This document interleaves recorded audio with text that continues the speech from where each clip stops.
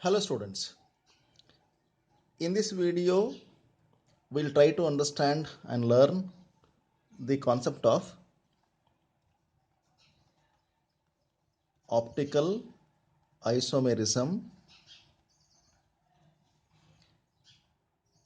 in coordination compounds.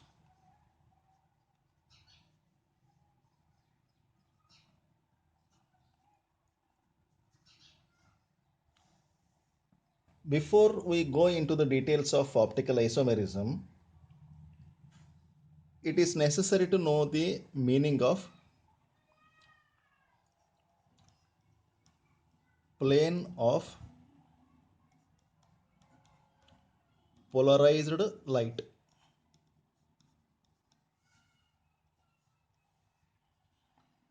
Here, polarized means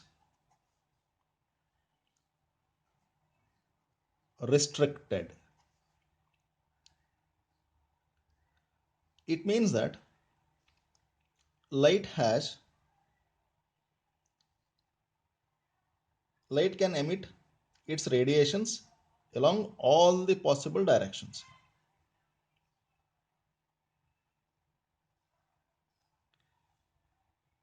Once it is passed through a fine slit, that is narrow opening, slit or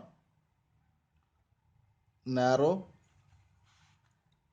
slit or narrow opening in one direction, then what happens is, see students, this window, we can call it as a window. It can allow the passage of only those light whose vibrations are or orientation is in this direction. It means that when this source of light is passed through a fine slit of this nature, this shape, then outcoming light will be having its vibrations only in one selected plane.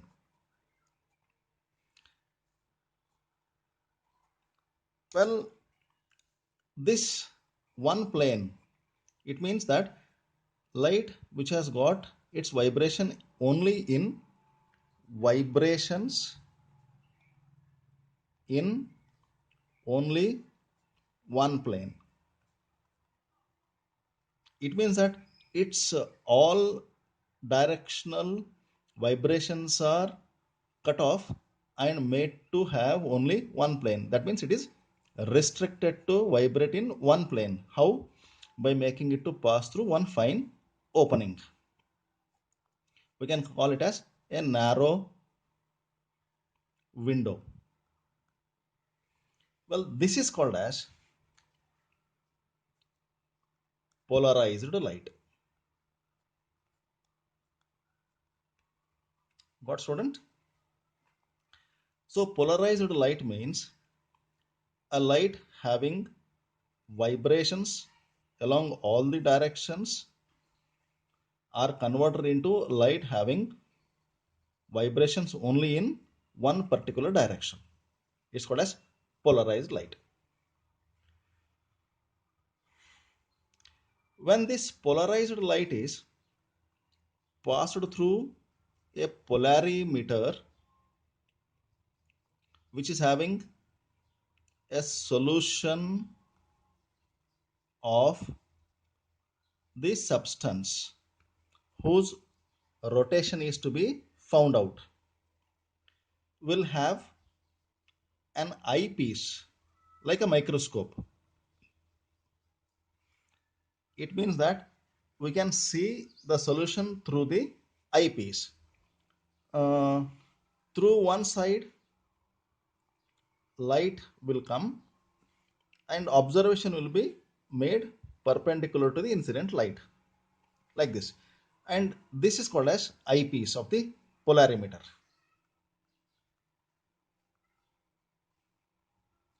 Well, this eyepiece is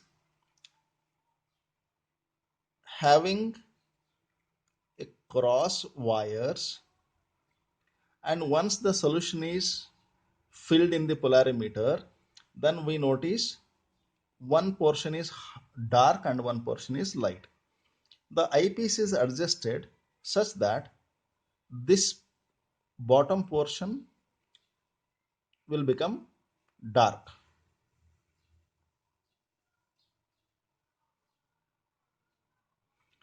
by keeping upper portion bright, or we can reverse also, or we can adjust the eyepiece in this manner also.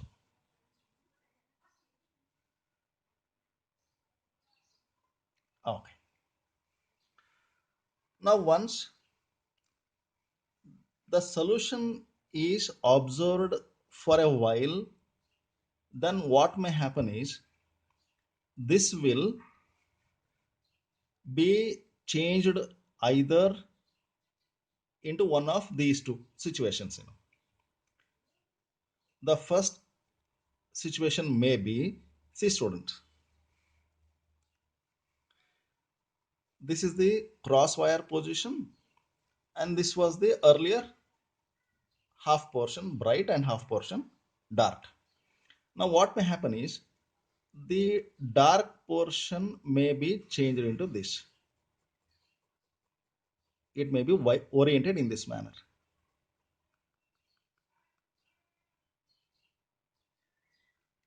It means that the plane is rotated towards the left, or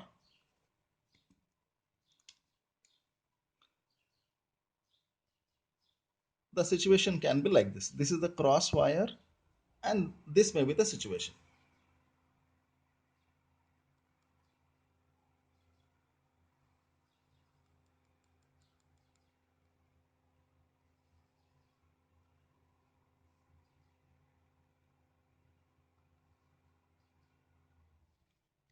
This means that the bright plane is rotated towards right side. This is the second situation. Either first situation or second situation is noticed. Are you getting, students? When the polarimeter is filled with the solution of the solute whose optical rotation is to be found out, then the field in the eyepiece of the polarimeter is rotated either towards left or towards right. If it is rotated, if the plane is rotated towards the left, then it is called as LAEVO, levorotatory,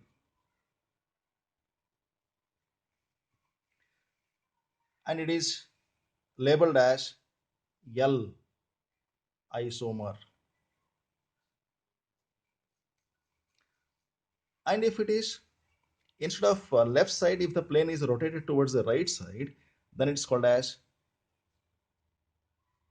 dextrorotatory, and this is labeled as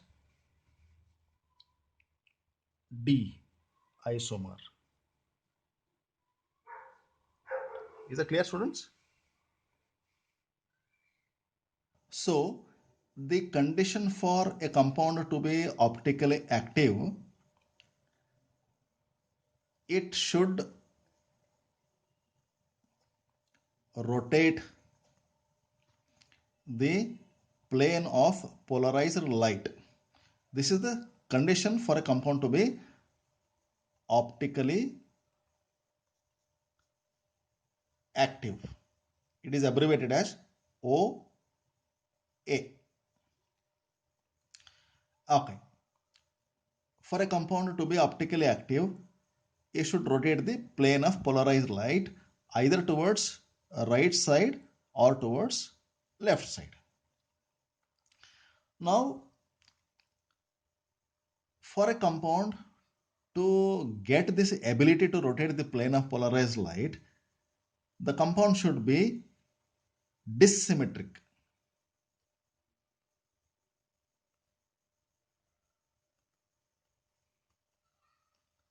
This is the main condition for a compound to have the ability to rotate the plane of polarized light. Dissymmetric word can be related to chirality. Chirality stands for, like, the carbon whose all the valences are attached to different groups.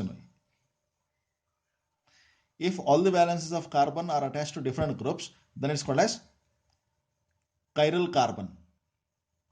This chiral carbon is optically active because its mirror image is not superimposable on each other.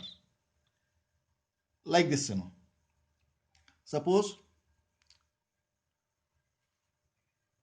the tetrahedral carbon having all the valences attached to different groups, if it is seen in the mirror, it appears like this. Near one near, far one far, it appears like that. Carbon here, this will not change its position. See, this is nearer, so it is like this only. Then this is far, it is like this only, far, and this is C. Here, these two mirror images are non-superimposable.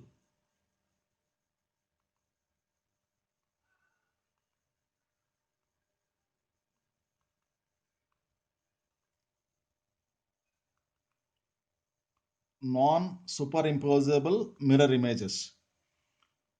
Then these two are optically active. So non-superimposable mirror images are also called as enantiomers. So such compounds will show optical activity. And dissymmetry is the main thing that makes molecule capable of rotating the plane of polarized light. And the molecule which can rotate the plane of polarized light, they are called as optical active. So students, if a molecule to be optically active, then it should rotate the plane of polarized light. For rotating the plane of polarized light, the molecule should be dissymmetric.